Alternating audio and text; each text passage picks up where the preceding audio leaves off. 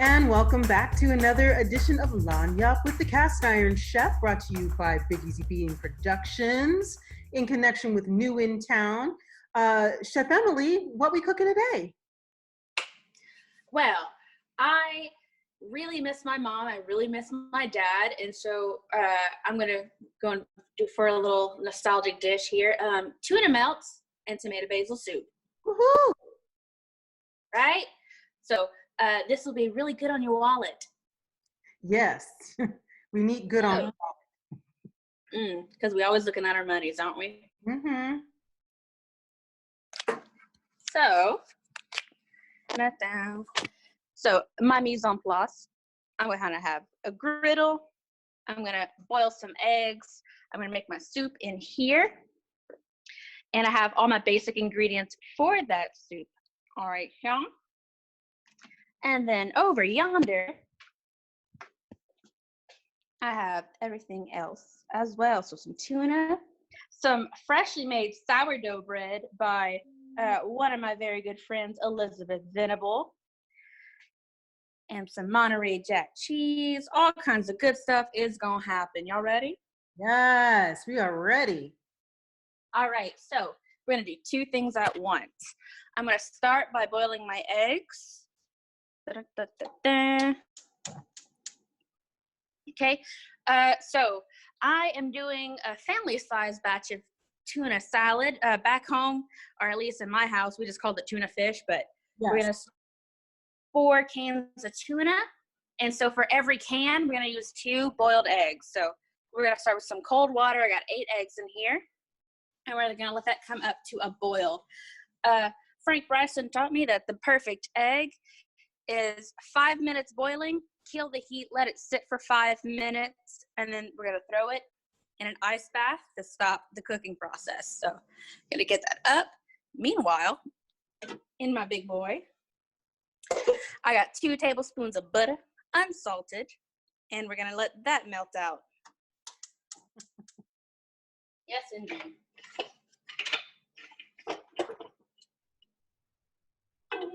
Melted. So what is your relationship to tuna salads? Well, first of all, it is just tuna fish. It's just tuna fish. It's tuna fish. And so there's always eggs, right? So eggs to 1 can, that sounds about right for the ratios used. Black folk and mayonnaise, not all the time, so we were of the Miracle Whip ilk. I've never had Miracle Whip, and unless it has been offered to me, I don't think I'll ever eat it. Right? Growing up, my mom liked to use Hellmann's. I prefer Blue Plate. If I don't make it myself, it's Blue Plate or die. I hate mayonnaise. Most people do. But if tuna fish, it's okay, as long as I don't use too much. Sometimes I'll split the mayonnaise, like I'll use a little mayonnaise and then wet it up the rest with like olive oil or something so that I don't have all. That's fair. Because I haven't had Miracle Whips for like years and years and years. But yeah, that's the thing. Celery salt, that's important in my family. I don't trust Miracle Whip, one, because it's called Miracle Whip. What you hiding? What's the trick? I don't get it. What are those ingredients that are being miraculously whipped together? Right? All right, so I got about a cup of diced onion here.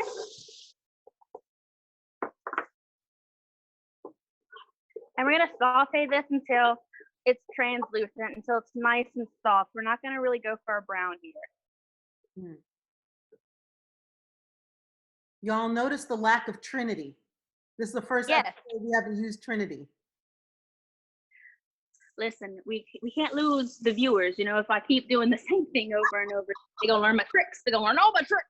Saute the little onions in the unsalted butter. Let's talk about butter. So for the most part, I'm all about watching our monies or whatever, but there are some things that I do believe you should spend good money on quality. One of those is butter. let's see. Let's open my refrigerator. You see this? Oh, that stuff is so good. This stuff is so good. This stuff is so good. These are happy ass cows from Ireland. Listen. And if you look at the butter itself, it's so much more yellow than American butter. It's just a better quality cream that it's made with. I'm using unsalted butter. Unless otherwise specified, always use unsalted. When they make salted butter, they are using the lower quality cream, and they add salt to it to also preserve the shelf life. Not say always salted butter. I mean, in certain applications, go for that salted butter. Why not? But in base cooking, go for the real stuff. Go for the gold. Literally, the gold. So my onions are nice and soft. So our next step, we're going to add in our aromatics. Now, we are making tomato basil soup today. However, the grocery store did not have fresh basil. You can substitute dried herbs for fresh. If the recipe calls for, let's say, a 4th cup of fresh basil at the end of the recipe because you want to use your fresher stuff towards the end, you can substitute it out for half that amount of dried towards the beginning. So I got 2 tablespoons. I'm sorry, I have 1 tablespoon of dried basil. I have about a tablespoon of garlic, and I got a tablespoon of chicka chicka boom boom. Yes. So we're gonna throw all of these in there. So I'm going to practice my learning. That's to season the butter. Yes, exactly. I'm And learning. these are gonna blossom and bloom in their flavors. Meanwhile, we're gonna do a little configuring with some tomatoes. So, option 1. First of all, we are going to use 2 of these guys, but the other one's behind me. So, option 1, I got whole tomato right here. You can use already crushed, but all the rest I had this week was peeled whole. So, you can go ahead and squeeze it yourself. Just get violent and stuff with it. Because we're gonna blitz it later anyway. Well, you don't be a dirty heathen about it. Yes. You can use a handy dandy immersion blender. If you don't have one of these bad boys, a food processor, a NutriBullet, a little boy, another kind of blender. But honestly, I believe that hand blenders are a pantry staple. So I'm going to immersion blend these tomatoes and throw them into my pot. All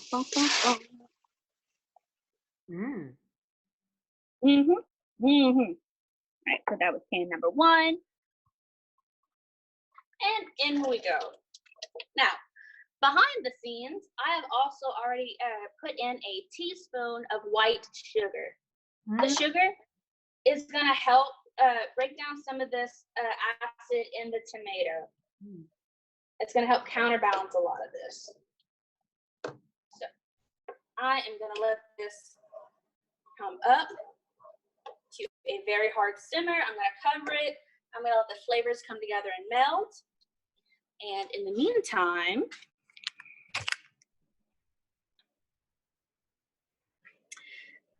my eggs will start to boil very, very soon, and we'll put a timer on that.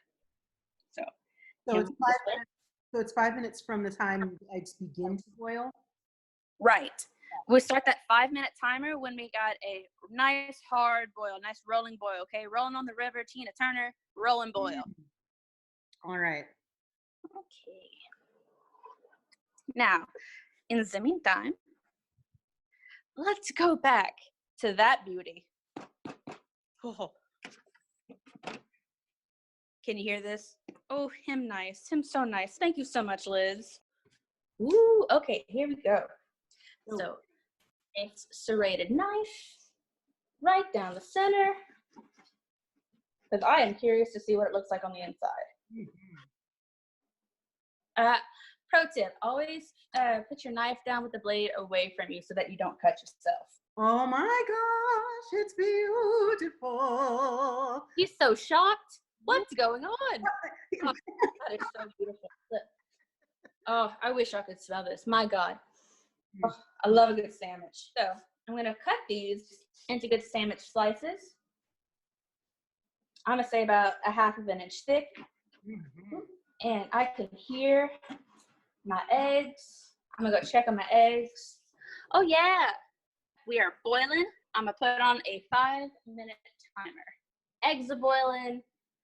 Sauce is saucing. I'm going to finish cutting this sourdough, and then we'll get back to it. We back? We back. We back. All right, so the first timer went off, so I'm going to kill the heat. And we are just going to let it sit in the hot water, and it's going to finish cooking over. All right, and so in another 5 minutes, we're going to put it in an ice bath to stop the cooking process. So, but look at our saucy sauce. Ooh, that look nice. Oh, that looks good. Homemade soup is the best. Ooh, he look good. All right, so all my vegetables have cooked down. They're nice and soft. I am going to use my immersion blender again to really get this nice and consistent, nice and smooth. I'm going to bring it over to the Blipsy station.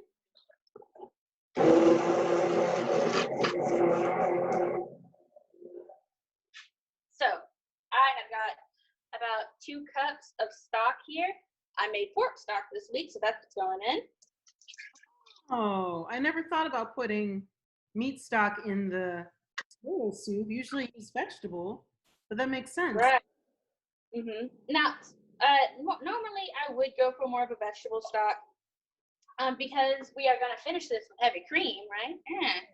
So that pork stock, I actually thinned it out with a little bit of water just because I didn't want it to be too hefty. I'm definitely going to get a roundness out of this, but I don't want it to be too hefty. I'm also going to add in a cup of heavy cream. Oh my goodness. Aha, that is my other timer, which means I'm going to take my eggs and pour off the hot water.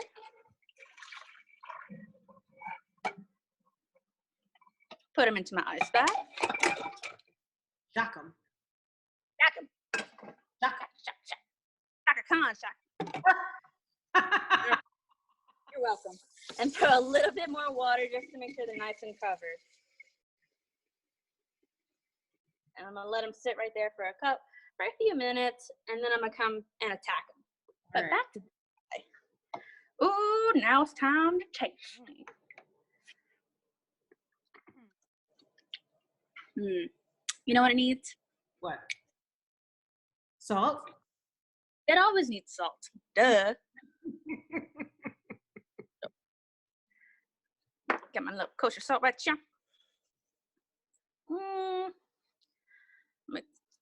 2 good pinches in there. Stir. Let them come together. And taste again. Oh yeah.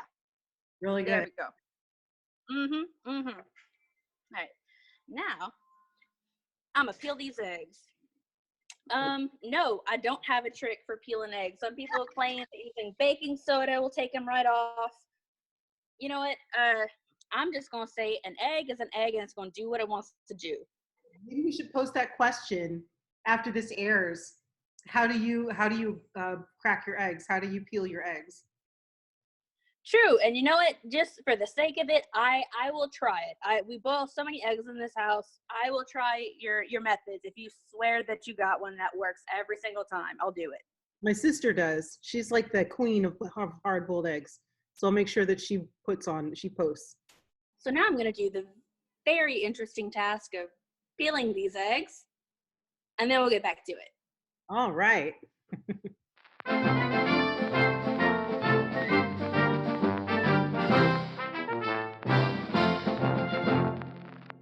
And we're back. I think that you are the fastest egg peeler on this side of Mississippi, because we only took a few minutes of a break, and that would have taken me 10 minutes. And I only had enough time to get through 2 rounds of Candy Crush. Ha! Listen, I was always in charge of peeling eggs on my house. My mama made it quite often, which is, again, why we're doing this today. I really, really miss my mom. Shout out to all the ICU nurses out there. Y'all are essentially the essentials. So anyway, back to this. So I've got my 4 cans of tuna in here, and my mom just made a very basic tuna fish. It was tuna, boiled eggs, mayo, mustard, and seasoning. Tony Chachere's and black pepper, really. That was it. And that's really what I'm craving right now, is this simple, satisfying, a little taste of home. So again, 4 cans of tuna, and I got 8 boiled eggs. Now, what Mama did not teach me was the grater trick. We are going to put the grater into the bowl. We're going to take an egg, and we're going to grate the egg. Isn't this great? What is happening right now? What are you doing? What? Am I blowing your mind? Are you just astounded by my talent? I don't understand that. What am I doing? What are you doing? That's crazy talk. What are you doing? I just grated the egg into the bowl. That's right. Work smarter, not harder. Holy moly. All right, then. Anyway, we're going to grate our eggs into the tuna fish. Egg number 2 done. Egg number 3. Oh, God. Look at this. So much fun. I can't believe that. You're just like mushing the eggs onto the grater. Yes. That's it. I mean, I'm feeling some kind of way about it, actually. Like, I see it, and intellectually I'm appreciating it a whole lot, but something is going, that's not right. I'm having, like, I don't know. I'm having, like, you're supposed to suffer around the eggs. Like, the eggs are supposed to make you suffer, and I don't understand this lack of suffering that's happening. Listen, homie, you mad or you jealous or you both? You're mad and you're jealous. You're the little kid, the little Alyssa, who had to suffer. Yes. Eggs and as a child. I'm all excited that I cut my eggs with my, pastry cutter. I'm like, look at me with the wire pastry cutter cutting my eggs. I'm special. And then you're like, no, just use the cheese grater. I'm like, really? I don't know. I'm going to need a minute with this one. This one, I'm going to need a minute. It's okay. Take your time. Come back, and we can finish. Yeah, that took me. But no, dude, same thing. I grew up, my mom gave us a little pastry cutter, and just boop, boop, boop, and boop, boop, boop, boop, and she kept doing it, right? And, it makes sense. It does help with the mixing thing, but sometimes you get a little inconsistencies. This, however, look at this money. This is gold. Wow. You're welcome. So going back to this is Mama's tuna salad, Mama did not measure. Everything was eyeballed. Right. So I'm going to measure out the eyeball and write it down so that we can have a recipe for everybody on the blog later. Yeah. Because I have a theory about how much is going to go into this, but do I actually know? It's more of a taste and see the goodness of the Lord kind of thing. So I'm going to start with 1/4 of a cup, and I'm probably going to end up using 2 of these guys, so I'm thinking maybe a 1/2 cup. Sure. Yeah, sure, that sounds right. That looks about right. All that tuna fish. Right? We're Southern. There's mayo and everything. Oh, Lord God. It's making me crazy. I'm like, my Yankee is like, oh my God, can I have less butter and less mayo? And all y'all are like, nope. You may not. You may have more, but you may not have less. 100%. Last week, when we were making the house grocery list, the Bostonian roommate, when I asked her, how do you feel about mayo? She like, it was guttural. No. Hard no. I was like, all right, homie, but okay. So far, I got a 1/2 cup of mayo in here. Woo child. And let's see, mustardo. Good old yellow mustard. Yellow? am going to go with, I'm thinking maybe 2 tablespoons. Let's try this. That's a lot of moutarde.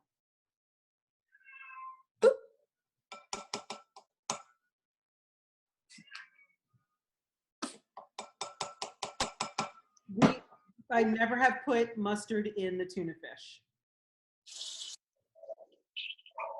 Oh yeah. Try this for myself. You have to have that salad, but not the tuna fish. I've never done that.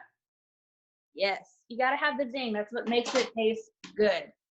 All right, so let's see. A little bit of French fry till you die. Growing up, it was the seasoned salt of choice was Tony Chachere's. Mm-hmm. Also, not a bad thing to throw in there. This guy is very salty. So I think, and also very spicy. Mm-hmm. I think I'm gonna start with a fourth of a lot. I'm gonna start with a half a teaspoon of that. All right, and I got some ground pepper here. And I think I am also gonna do a half teaspoon because my daddy loved black pepper in the tuna fish. So let's give this a good little mixy mix. So in my family, what we used for the zing was relish.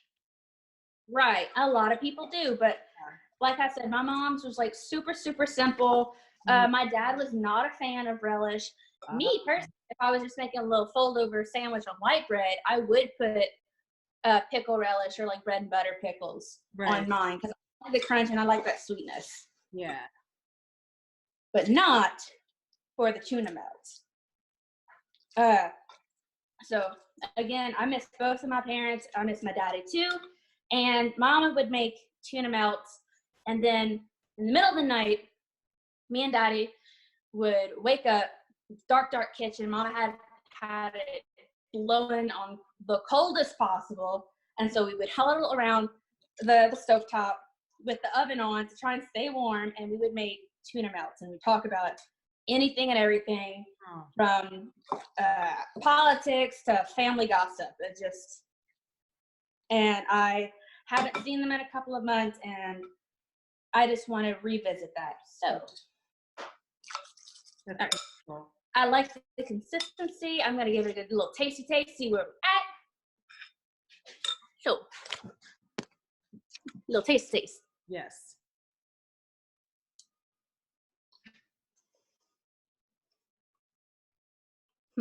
It's the right kind. It's right. Oh, look at that. The yum dance.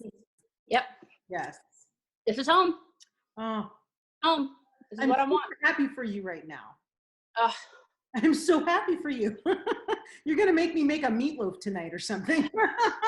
I'm going to have meatloaf things. And I'll figure out how to make I'm going to make it a little. Nice. This is why food is so beautiful. It's more than just physical sustenance, right? Yeah. This is giving me something right now. This is giving me literal spiritual life right now. I can't go home and hug my mom right now. I can't go home and talk to my dad like I want to. But this is transporting me as close as I can possibly get right now. So. Yes. Right, so we got our tuna salad. Yeah. We're going to make some melts. So over yonder to the griddle pan. And you could use a skillet or another cast iron or something nonstick. But I mean, I got a cast iron griddle. I'm gonna use it. It's like one of my favorite toys. Yes. So back to this guy. I'm gonna turn him up to about a medium-high heat. Get him nice and hot so that by the time we put the sandwich down, it starts to get brown and nice and toasty roasty. Let's do this. Yes. So on the sourdough bread. So beautiful. Isn't it though? God love you, Liz. All right, so on the outsides, I'm gonna do something a little different. We're not gonna use butter to fry this. You know what we're gonna use? Mayonnaise. Yes, you already know. Blech. Oh my God, stop that. It's not bad. Sorry, people. Right. It's delicious. So I learned this from this is one of my favorite cookbooks. This is Chef Gabrielle Hamilton. She also wrote her memoirs, Blood, Bones, and Butter, both of which I highly recommend. But in her memoir, she talks about the perfect fried egg sandwich, and she fries her bread with mayonnaise. Homemade mayonnaise is made with eggs, a little bit of vinegar or lemon juice, and oil. Eggs and oil. These things fry, right? They are beautiful pan lubes, and that's what we're going to use. So I am going to baste both sides with the mayo.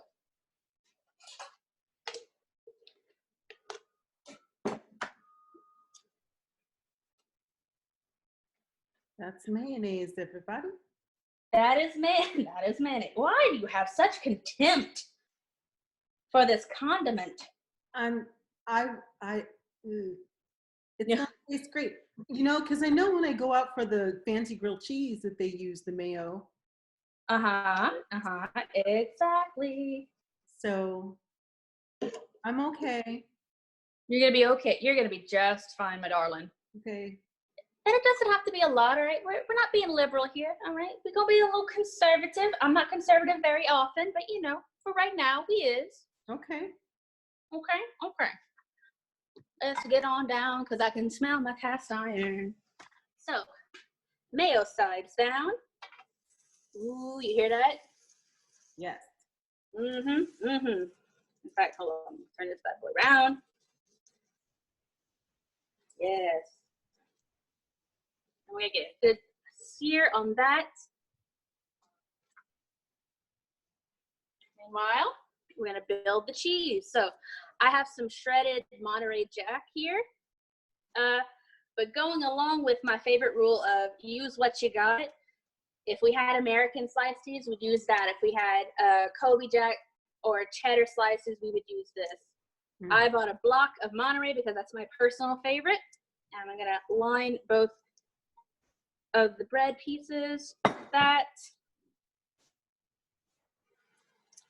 Ooh, yes.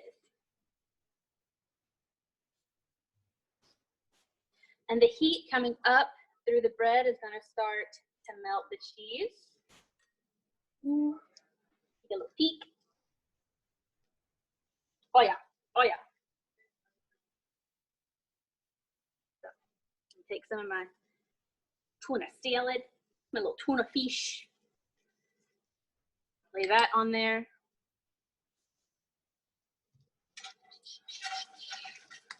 Where we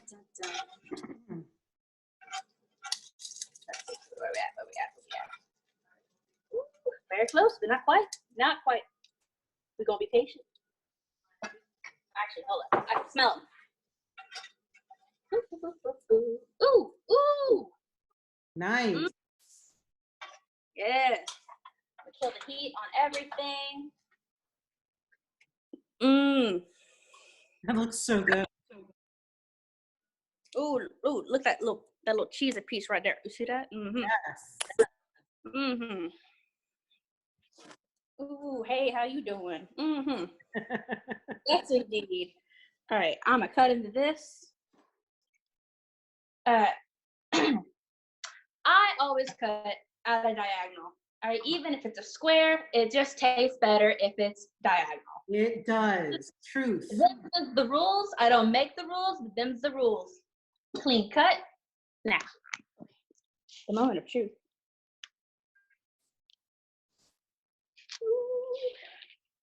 Yes. Ooh, thank you, Blue Plate. Yes, Blue Plate. You should also sponsor me. I like Cajun Power. I like Blue Plate. You should sponsor. That's right. Ooh, let's make a bowl of soup. Okay.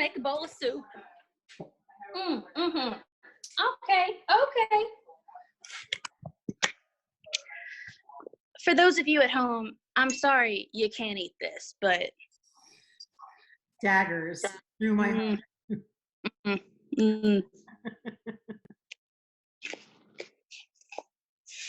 Mm-hmm. Yeah. Yeah. You happy?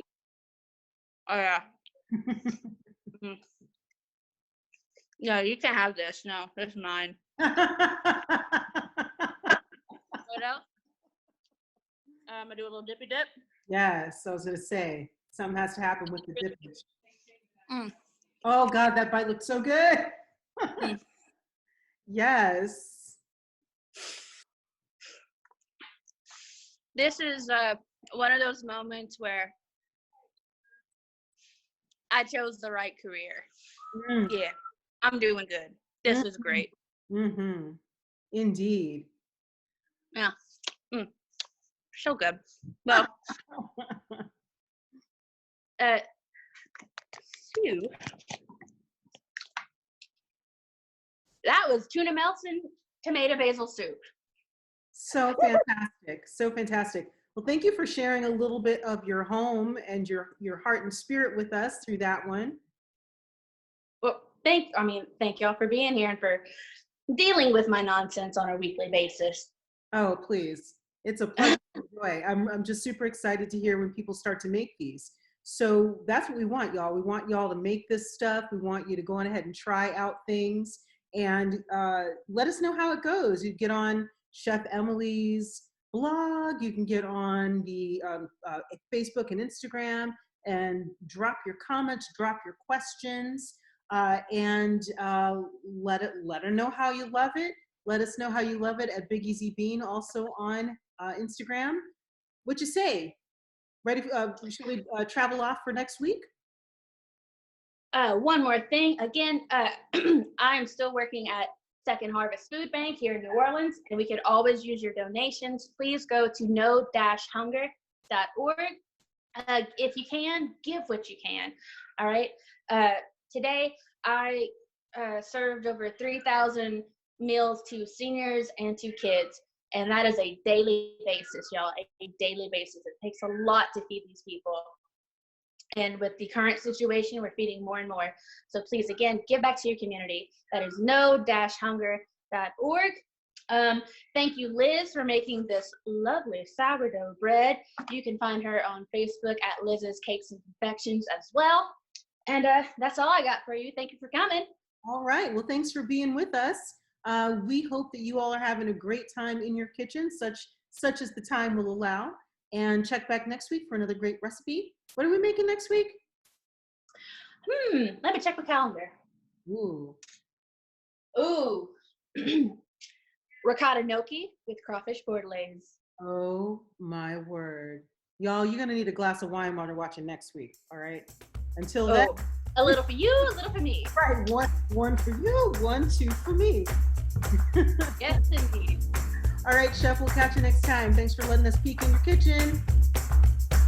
Bye, y'all. Bye.